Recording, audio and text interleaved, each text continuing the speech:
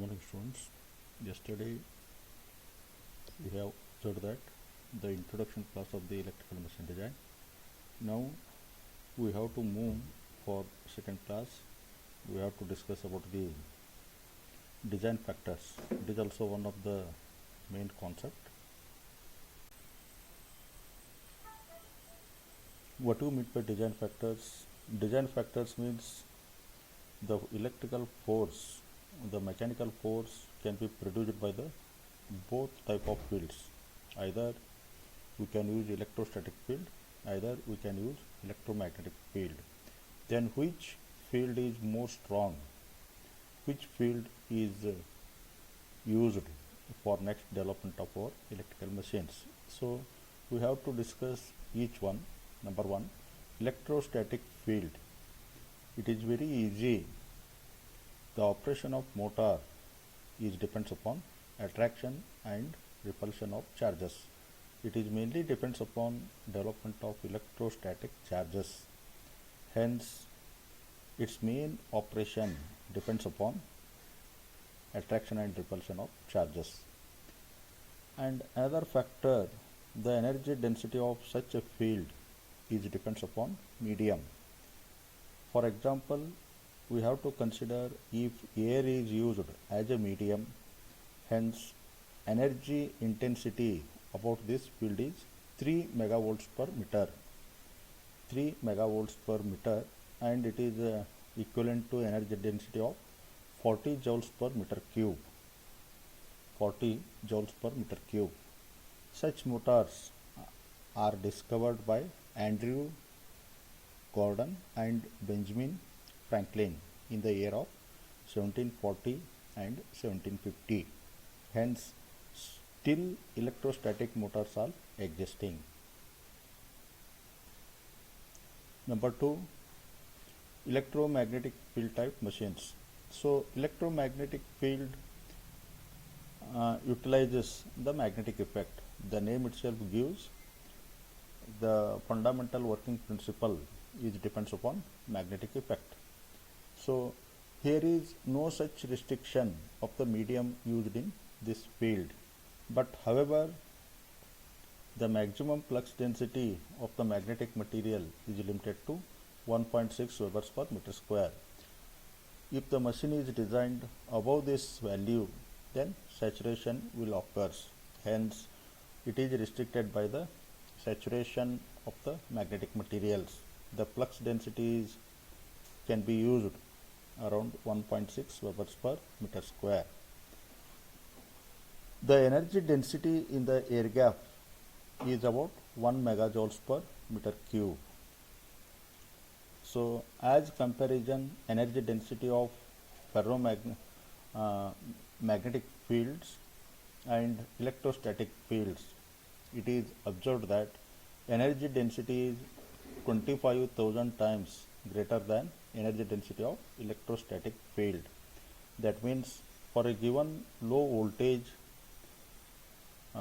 force developed by the electrostatic machine is weak.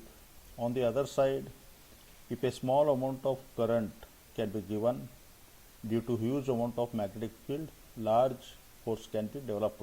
Hence, as comparison of these two fields, at present electrical machines are electromagnetic type.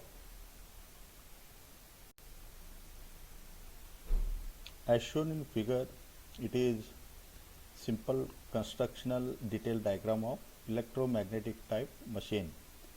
Here different parts are there.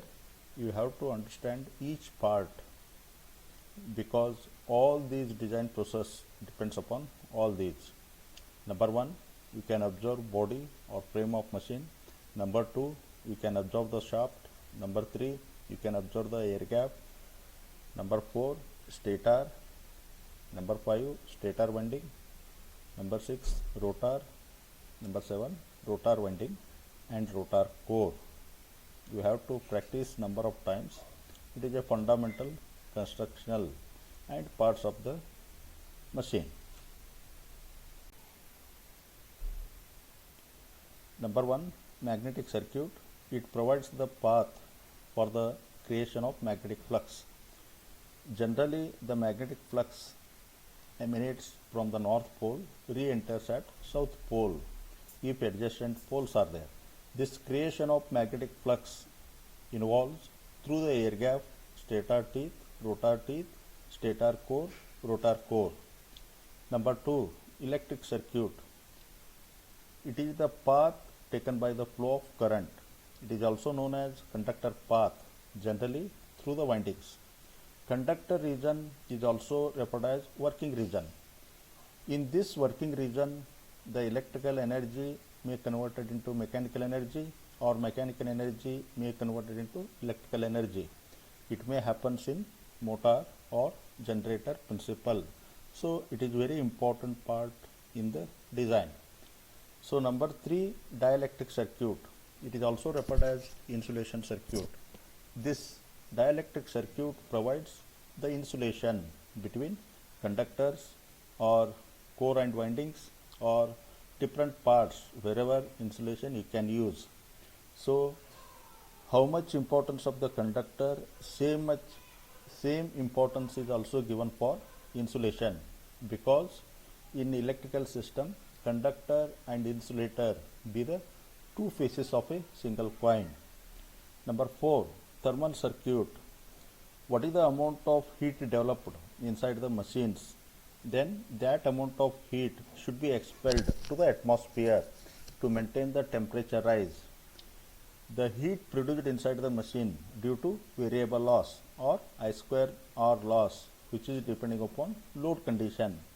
Hence, this amount of heat dissipated can be expelled to the atmosphere depending upon mode. Such a circuit is referred as thermal circuit. It depends upon loss. Lastly, mechanical parts. The mechanical parts are also very important for design considerations. Frame, shaft, bearings. That means you have to see all the factors while designing a machine.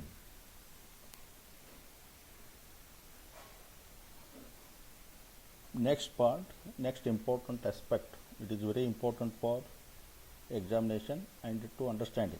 Limitations in design. So all machine parts are manufactured at different parts of the country. Hence, we have to assemble in one place, manufactured in one place. Hence, apart from this manufacturing facility, apart from transportation facility, another important limitations will impose on machine design, that is known as list. You write the list for 2 marks: saturation, temperature rise, insulation, efficiency, mechanical parts, commutation, power factor, consumer specifications and standard specifications. These factors will directly impact or affect on machine design performance. Today I have to discuss only 2 factors. Number 1, saturation. Already we have seen in electromagnetic type machines, generally we can use ferromagnetic material because it has high flux density. That means it produces more spontaneous magnetization. Hence, generally we use ferromagnetic material. Again, the flux density is limited by saturation. It is around 1.6 Webers per meter square. Generally, the higher BM is preferable. Then we are using high flux density, then it results high excitation. High excitation results increase in cost of the field system. It is very important. If we are designing the high flux density, then cost of the field system increases. Number 1. Number 2, temperature rise. Insulation is very important part of the electrical machine. Already we observed that. Hence, what is the amount of heat developed inside the machine should be expelled to maintain the temperature rise constant. As the load increases, I square R loss increases. As the I square R loss increases, temperature developed inside the winding increases. Hence, it goes on increasing in linear fashion. Hence, it will disturb the properties of insulation. Hence, insulation will become puncture then short circuit may occur. Hence, the temperature rise of the windings should be controlled within some safe limit, because if it increases the linear, it will disturb the property.